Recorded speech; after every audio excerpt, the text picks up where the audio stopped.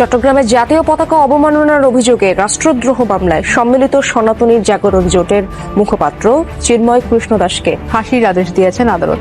দুপুরে Chittagong metropolitan magistrate কাজী শরীফুল ইসলামের আদালত এই আদেশ দেন। কোনোভাবেই চিন্ময় কৃষ্ণ দাসকে ক্ষমা করা হবে না। ধর্মীয় পয়েন্ট অফ ভিউতে যতই চাপ দিক ভারত অথবা অন্যান্য জায়গাতে। বাংলাদেশে এসব কি হচ্ছে?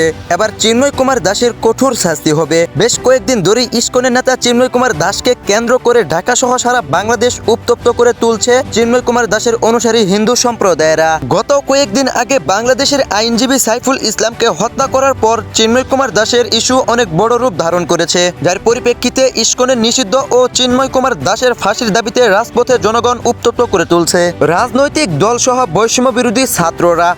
30 দিনের 25 দিন দেহটা নিয়েই বাংলাদেশে বসে থাকে, আর বাকি 5 দিন মনটা নিয়ে ভারতে যায়, সেখানে চক্রান্ত করে এবং সেই চক্রান্তের এক্সিকিউশন এই বাংলাদেশে এসে ঘটায়। সে সকল উগ্রবাদী হিন্দুদেরকে প্রতিহত করার জন্য আমাদের মনে বিন্দুমাত্র সহানুভূতি থাকবে।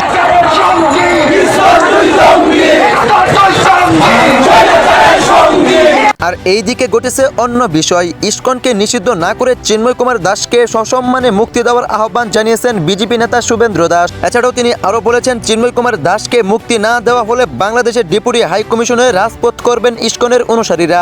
এছাড়াও তিনি আরো বলেছেন, চিন্ময় কুমার দাসকে সসম্মানে মুক্তি দেওয়া না হলে বাংলাদেশ থেকে আসা সকল পণ্যবাহী ট্রাক সহ বাংলাদেশ থেকে ভারতে আসা সমস্ত ভিসা বন্ধ করে দেওয়া হবে। কোন রকম পরিষেবা নিতে দিব না।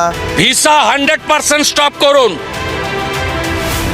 আমরা প্রয়োজন হলে একদিন অপেক্ষা করে ভিসা দপ্তরেও যাব, এখানে ভিসা সেন্টারে। স্টপ ভিসা দেওয়া বন্ধ করুন completely. Export import permit issue করা বন্ধ করুন, বাকিটা আমরা বর্ডারে করব। এদিকে গতকাল 29শে নভেম্বর ডেপুটি হাই কমিশনারের জাতীয় পতাকায় আগুন ও বাংলাদেশের প্রধান উপদেষ্টা ডক্টর মোহাম্মদ ইউনূসের পুষ্পতলিকা পুড়িয়েছেন বিজেপি নেতা সহ ইসকনের অনুসারীরা। ইসকনের সাবেক নেতা চিন্ময় কৃষ্ণ দাস গ্রেপ্তারকে কেন্দ্র করে কলকাতায় ডেপুটি হাই কমিশনের সামনে বাংলাদেশের জাতীয় পতাকা ও প্রধান উপদেষ্টা অধ্যাপক ডক্টর মোহাম্মদ ইউনূসের পুষ্পতলিকা পোড়ানো দুঃখজনক উল্লেখ করে এর তীব্র নিন্দা জানিয়েছে বাংলাদেশ।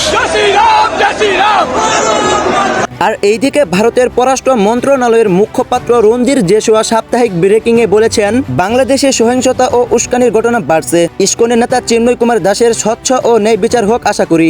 এদিকে শুক্রবার ভারতের পার্লামেন্টের লোকসভায় বাংলাদেশ পরিস্থিতি নিয়ে লিখিত বিবৃতি দেন পররাষ্ট্রমন্ত্রী এস জয়শঙ্কর। ভারতের পররাষ্ট্র মন্ত্রণালয়ের মুখপাত্র রণধীর জেসওয়াল সাপ্তাহিক ব্রিফিংয়ে বলেন, বাংলাদেশে সহিংসতা ও উস্কানির ঘটনা বাড়ছে। ইসকনের সাবেক নেতা চিন্ময় কৃষ্ণ দাসের স্বচ্ছ ও ন্যায় বিচার আশা করেন তিনি। শুভেন্দু অধিকারীটা কে যে ও ঘুরে বেড়াচ্ছে? আর শুভেন্দু অধিকারীর ব্যাপারে আমি পরিষ্কার স্পষ্ট ভাষায় দর্শকদের বলে দিই, যতদূর আমার বক্তব্য পৌঁছবে, শুভেন্দু অধিকারীর বাংলাদেশ নিয়ে কোনো মাথা ব্যথা নেই। শুভেন্দু অধিকারীর হিন্দু সনাতনীদের নিয়ে কোনো মাথা ব্যথা নেই। ও যখন তৃণমূলে ছিল তখন গরুর মাংস খেত, সেই জন্য আমি বলে দিয়েছিলাম বলে আইনি নোটিশ পাঠিয়েছিল। ওর কোনো মাথা ব্যথা নেই। ও চাইছে, ও একটা নোংরা ষড়যন্ত্র এঁটেছে। প্রিয় দর্শক, এই বিষয়ে আপনার মতামত কি? আপনি কোন দাবির পক্ষে? ইসকনের নেতার নিষিদ্ধের পক্ষে নাকি ইসকনের নেতা চিন্ময় কুমার দাসের মুক্তির পক্ষে? জানিয়ে যান আপনার মূল্যবান মতামত আমাদের এই ভিডিওর কমেন্ট বক্সে। এবং যদি ভিডিওটি ভালো লাগে থাকে তাহলে চ্যানেলটি সাবস্ক্রাইব করে আমাদের পাশে থাকুন। ধন্যবাদ।